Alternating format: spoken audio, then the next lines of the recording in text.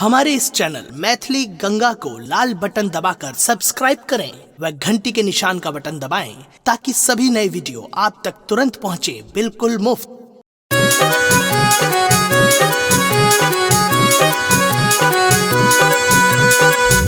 अपने सुन रहे थी गंगा के बोलो बोलो शेरा वाली मैया की।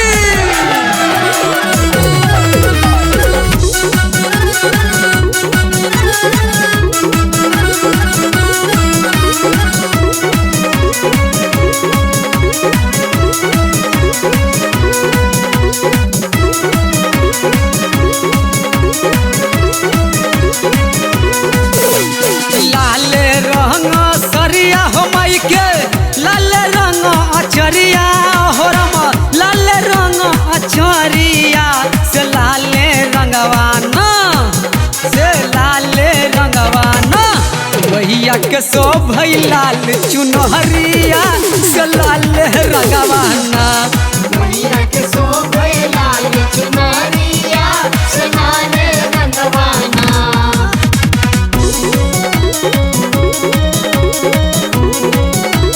जय मां जय मां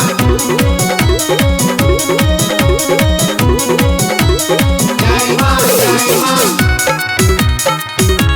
बोलो बोलो शेरा वाली मैया की।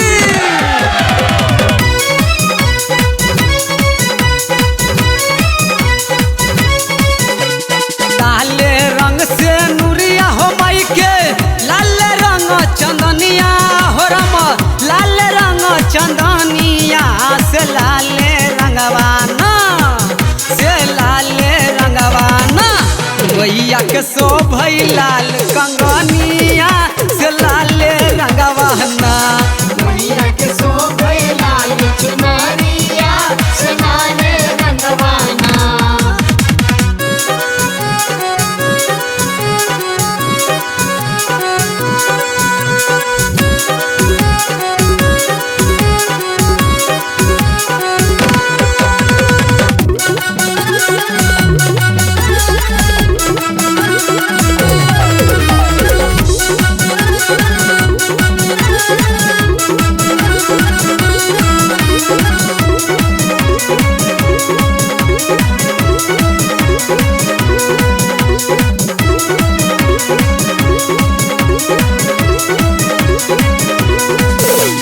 लाले रंग मनोदिरिया हो माई के, लाल रंग पुतरिया हो रमा, लाल रंग पुतरिया से लाले रंगवाना, से लाले रंगवाना भैया के सो भई लाल नथुनिया से लाले रंगवाना, भैया के सो भई लाल चुनरिया से लाले रंगवाना।